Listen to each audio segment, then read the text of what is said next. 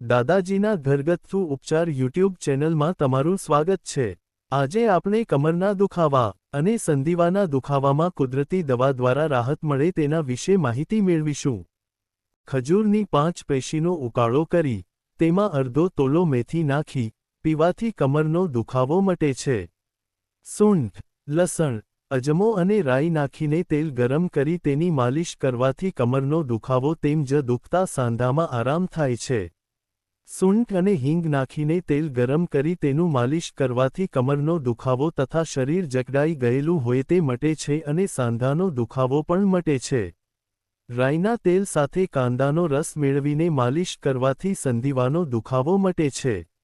આદુના રસમાં સહેજ મીઠું નાખી તેની માલિશ કરવાથી સંધિવાનો દુખાવો મટે છે। ડોકી રહી ગઈ હોય તો તે પણ મટે છે।